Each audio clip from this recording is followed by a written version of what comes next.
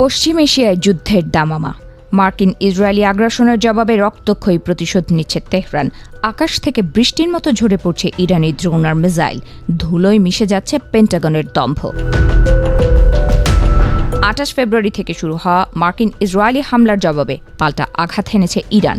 New York টাইমসের সাম্প্রতিক বিশ্লেষণ বলছে, পশ্চিম এশিয়া জুড়ে ছড়িয়ে থাকা অন্তত ১৭টি মার্কিন সামরিক স্থাপনা এখন ধ্বংসস্তূপে পরিণত হয়েছে।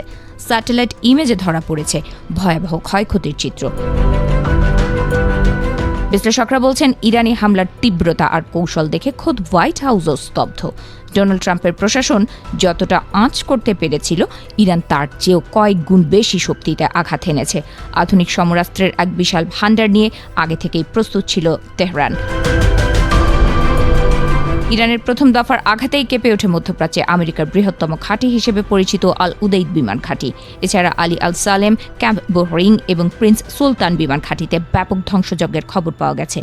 স্যাটেলাইট ছবিতে দেখা যাচ্ছে আকাশচুম্বী দালান আর যোগাযোগ টাওয়ারগুলো মাটির সাথে মিশে গেছে। গত ১ মার্চের হামলায় কুয়েতের শুয়াইবা বন্দরে থাকা আবাসন স্থাপনায় একটি ড্রোন আঘাত হানলে ঘটনাস্থলেই ৬ জন মার্কিন সেনা নিহত হন। একই দিনে সৌদি আরবের অন্য এক ঘাঁটিতে প্রাণ হারান আরও ১ জন সেনা। সব মিলিয়ে নিহতের সংখ্যা এখন ৭-এ ঠেকেছে। ইরানের দাবি, হামলার ভয়ে মার্কিন সেনারা এখন শহরের অলিতে গলিতে পালিয়ে বেড়াচ্ছেন।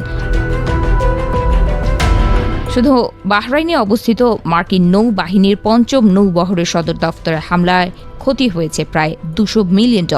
পেন্টাগন থেকে কংগ্রেসে পাঠানো এক গোপন রিপোর্টে এই বিপুল অঙ্কের ক্ষয়ক্ষতির কথা স্বীকার করা হয়েছে। বারবার আক্রান্ত হচ্ছে দফরা আর আল উদেইদের মতো সুরক্ষিত ঘাঁটিগুলো। আমেরিকার গর্ব হিসেবে পরিচিত থার্ড সিস্টেমকেও রেহাই দেয়নি ইরান।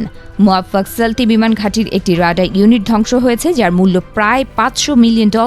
এছাড়া কাতার ও সংযুক্ত আরব আমিরাতেও শক্তিশালী মার্কিন রাডার ব্যবস্থা এখন পুরোপুরি অকেজো।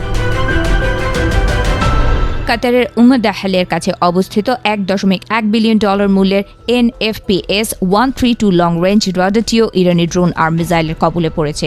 ৩,০০০ মাইল এলাকা জুড়ে নজরদারি করতে সক্ষম এই রাডারটি এখন কেবলই এক লোহার জঞ্জাল।